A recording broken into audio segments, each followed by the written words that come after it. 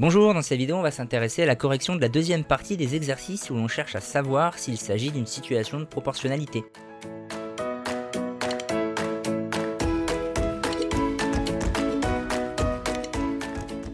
À l'exercice 4 ici, un marchand vend des sucettes. Le lundi, Vaiana a acheté 5 sucettes pour 2 euros. Le mardi, elle a payé 2,80 € pour 8 sucettes.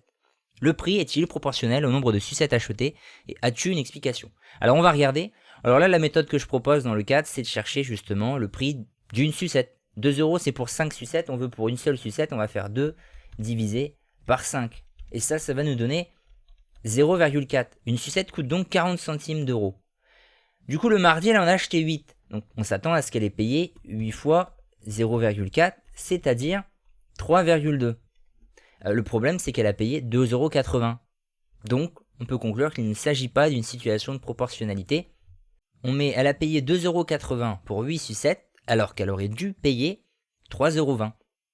Ce n'est pas une situation de proportionnalité.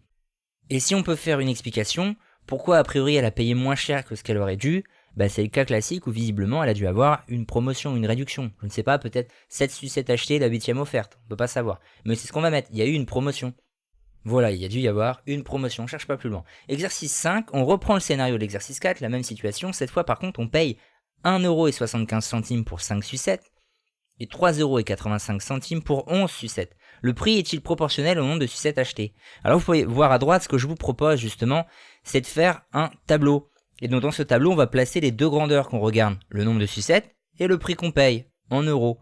Et donc pour 5 sucettes, on paye 1,75 €, ça nous complète une colonne, et pour 11 sucettes, on paye 3,85 €, ça complète la deuxième colonne. Tout est complet, il n'y a plus qu'à regarder si c'est un tableau de proportionnalité.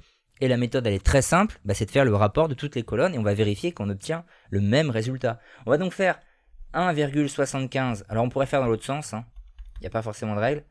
Et on va faire aussi 3,85 divisé par 11. Alors on fait 1,75 divisé par 5, ça nous donne 0,35, on garde en tête.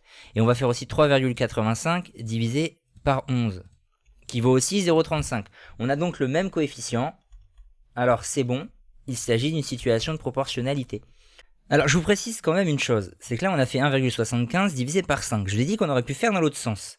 Mais si on fait justement dans l'autre sens, ce qu'on en obtient, donc en faisant 5 divisé par 1,75 et 11 divisé par 3,85, l'inverse, eh bien voilà ce qu'affiche la calculatrice. Alors elle affiche, oui, deux résultats identiques, donc on va être parti pour faire la même conclusion qu'au-dessus, dire qu'il s'agit d'une situation de proportionnalité. Sauf que il s'agit ici de résultats arrondis. La calculatrice est limitée en termes d'affichage, 10 chiffres. Après, elle s'arrête. Là, vous imaginez bien, vu la répétition justement des chiffres, qu'en fait, le nombre, il a une écriture infinie. Donc on a pris un arrondi. Eh bien, retenez bien ça. Vous pouvez utiliser un arrondi pour dire qu'il ne s'agit pas d'une situation de proportionnalité. Par exemple, si vous faites un calcul et que vous obtenez 6,2 environ d'un côté et 7,3 environ d'un autre, c'est largement suffisant pour dire que ces résultats n'ont rien à voir et que ça ne peut pas être une situation de proportionnalité. Là, les arrondis, ça fonctionne. En revanche, si vous faites un calcul et que vous aboutissez, comme ici, à des résultats égaux, mais que ce sont des arrondis, vous ne pourrez pas conclure. Parce que vous ne pouvez pas prouver qu'après, il n'y aurait pas un chiffre qui serait différent. Donc ça veut dire que dans ce cas-là, il vaut mieux faire dans l'autre sens. Et là, en fait, la seule manière pour bien justifier les choses, c'était bien de faire ce calcul-là. 1,75 divisé par 5 qui donnait 0,35, ici aussi 0,35. Voilà, celui-là, là, il fonctionnait pas.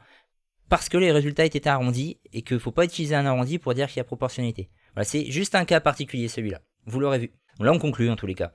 On dit le prix est proportionnel au nombre de sucettes achetées, on reprend la question. Par contre, on ne dit pas c'est proportionnel. On dit il s'agit d'une situation de proportionnalité, ou alors on dit quelle grandeur est proportionnelle à une autre grandeur. On ne dit pas c'est proportionnel. Ça, faut pas faire.